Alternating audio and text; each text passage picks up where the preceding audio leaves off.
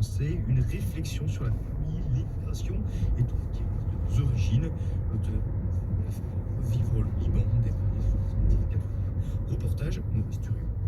Cours des lycéens 2022, organisé par la FNAC et le ministère de l'Éducation nationale et de la jeunesse, sous le haut patronage du concours, a été attribué à Samuel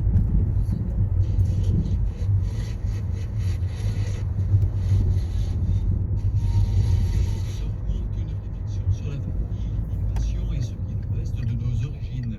L'auteur nous fait revivre le Liban des années 70-80 alors que sa famille a émigré à Paris. Immédiatement après la proclamation du prix Goncourt des lycéens, Samuel Boussoub a réagi en direct au présence des 12 lycéens délégués nationaux qui avaient lu les 15 livres en compétition pendant les 2 mois de délibération. Donc moi, je dis que je trouve un merveilleux lycéen que vous êtes. C'est un livre sonore et je suis très heureux d'avoir obtenu ce livre-là qui est vraiment un hommage à l'histoire de mes parents, à des idées de la guerre. Et je pense beaucoup au Liban, j'ai beaucoup les larmes dessus, et à tout ce qui se passe dans ce pays aujourd'hui, et même à tous les exilés des guerres de la Voilà, c'est une petite histoire personnelle, mais qui me sonne bien au-delà de moi, l'histoire de mes parents, et j'en suis vraiment ravi, et je ne vous remercierai jamais assez pour ce choix. Merci à vous.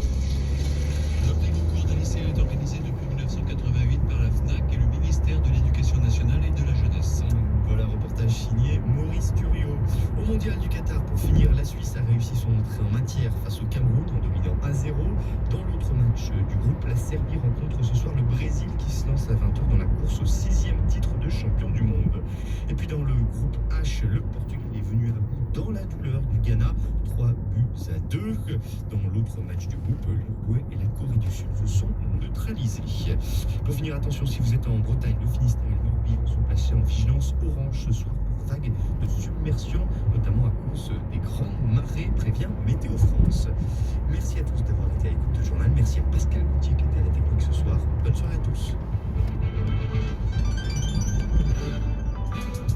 C'était l'édition du soir de votre journal national qui vous était présenté par Baptiste Madini. Il est 19h12 sur RCF. Je vous place au débat. Bonsoir à tous, bienvenue dans votre émission Levine d'opinion et de débat. Au programme ce soir, la réforme de l'assurance chômage. Dès que l'emploi se porte mieux, on baisse la durée de l'allocation chômage. Et dès que l'emploi va moins bien, on rallonge. Une mesure jugée minimum pour les uns, injuste pour les autres. Et bien on va en débattre. 720 signalements d'atteinte à la laïcité en un mois à l'école. Une enseignante placée sous surveillance policière après avoir reproché à une élève de porter une abaya, ce vêtement ample traditionnel dans les pays musulmans. La mort de Samuel Paty n'a-t-elle donc pas suffi? Eh bien, on va en débattre. Et puis, à la Coupe du Monde au Qatar, des indignés d'un côté qui se réveillent un peu tard, les autres qui profitent de la Coupe du Monde sans scrupule. Le monde du sport pris au piège, qui se cache derrière tout ça. Comment faut-il accepter que le monde du foot soit corrompu et faire comme si de rien n'était? On écoutera avec attention les opinions de nos invités ce soir dans Théo et Débat. On prend de la hauteur et on débat dans Théo et Débat avec Raphaël Delacroix. Et dans les studios de RCF, on joue ce soir Elsa Richard, conseillère municipale et régionale d'opposition. Bonsoir. Bonsoir. Du parti Europe Écologie Les Verts, Stéphane Piednoir, sénateur Les Républicains de Maine-et-Loire. Bonsoir. Bonsoir. Et Simon Hollet, référent du parti Renaissance, du parti d'Emmanuel Macron pour le Maine-et-Loire. Bonsoir. Bonsoir. Merci à tous les trois de participer à ce débat. Alors, Olivier Dussopt veut faire varier la durée d'indemnisation selon l'orientation du marché du travail, l'indemnisation du chômage. Lorsque le chômage baisse, les conditions se durcissent. Quand il remonte sensiblement, elles s'allègent. Sur le papier, Stéphane Piednoir, ça paraît plutôt frapper au coin du bon sens. En tout cas, on est conscient qu'il faut faire quelque chose. Il y a un président de la République qui avait dit en son temps, contre le chômage, on a tout essayé. C'est contre ça que l'on veut lutter, que l'on veut se battre, parce qu'on ne peut pas accepter que dans notre pays, on ait un seuil, un plancher de 7% de chômage. C'est ça le plein emploi quasiment chez nous. C'est pas tolérable. On a de l'autre côté des entreprises qui crient vraiment, qui sont à la recherche de salariés, qui recrutent, qui peinent à trouver des de personnes pour faire leur métier. C'est insupportable parce que en fait on a une perte de productivité, une perte de production tout court dans notre pays. Mais Et donc il faut faire quelque chose. raccourcir la durée de l'allocation au chômage, est-ce que c'est une façon concrète de répondre à Alors cette pour question? rectifier, d'abord il faut dire que c'est toujours à l'encontre, le but c'est de lutter contre les abus. Donc c'est toujours à l'encontre de ceux qui manifestement refusent des offres d'emploi, refusent d'aller au travail et se complaisent dans un système d'assistanat. Sauf que ça va comment dire, s'appliquer de façon unilatérale. Non, c'est oui, sur cette mesure-là en particulier, mais C'est de celle-là dont on parle. sur d'autres mesures, il y a des systèmes qui font que lorsqu'on refuse des CDI, plusieurs CDI d'affilée, eh bien, on n'a pas le droit à des allocations. D'ailleurs, il faut rappeler que c'est un système assurantiel. C'est pas une allocation, c'est pas une. Enfin, c'est un système assurantiel. Donc on s'assure. D'ailleurs, chacun cotise pour cette assurance. Oui, c'est ça. Et donc, il faut qu'on ait ça en tête. C'est pas un droit d'avoir comme ça une allocation lorsqu'on est. Vous êtes pour, en tout cas. Oui, alors on est la rapporteure avec qui je me suis beaucoup entretenu ces dernières semaines, Frédéric Pussa, nous explique que c'est un petit peu. Alors nous, on a obtenu des choses. Et on connaît la difficulté du gouvernement à l'heure actuelle de ne pas griller trop de jokers de 49.3. Et donc, il y a une CMP qui a été conclusive sur ce texte-là. Une commission mixte paritaire. Une commission mixte paritaire. En particulier sur quelques. C'est pour ça que je reviens sur quelques mesures qui n'étaient pas celles du gouvernement. Et donc, le Sénat a fait son travail et ces mesures ont été retenues pour que la CMP soit conclusive. Et c'est pour ça que j'évoque ce refus des 2 CDI consécutifs, parce que je me sens que c'est vraiment une valeur importante de se complaire dans une allocation. Évidemment, c'est confortable de se dire pourquoi aller travailler. Mais ce qui est étonnant, c'est le côté un petit peu mécanique. Oui, mécanique, c'est-à-dire que dès qu'on voit que l'emploi se porte mieux, dès qu'on dit on a descendu de 2% de chômage, boum, tout le monde aura une durée de cotisation, enfin d'allocation, pardon, qui va être réduite. C'est Alors, un peu brutal. Comme il y a la loi et puis ensuite il y aura les décrets d'application, comme toujours. Donc on verra dans quelle mesure exactement ça concernera ceux qui sont au chômage. Et on peut s'attendre à ce qu'il y ait des dispositifs qui tiennent compte des ajustements, de la durée du chômage, de la difficulté à trouver un emploi dans son secteur d'activité par exemple.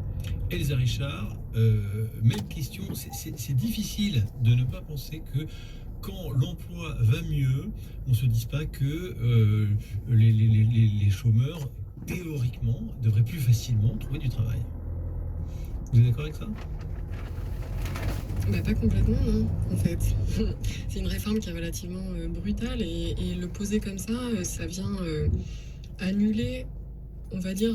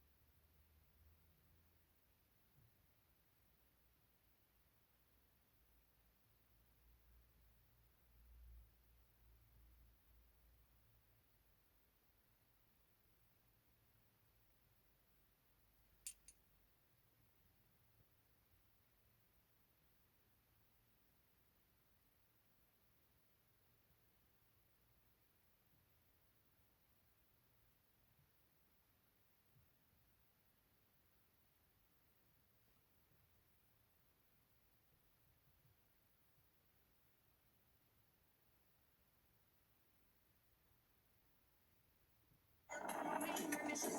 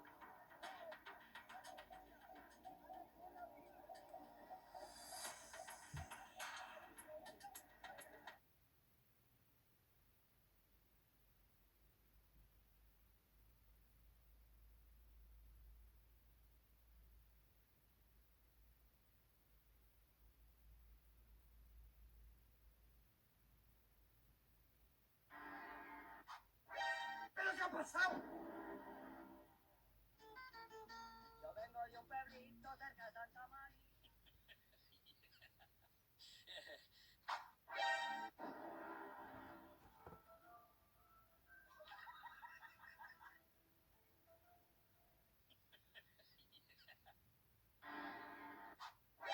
¿Pero qué ha pasado?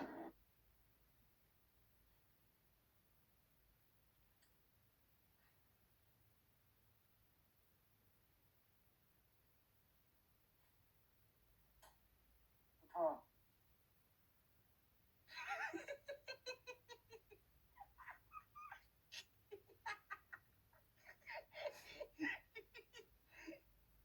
وين قهوة؟ مثل وجهك.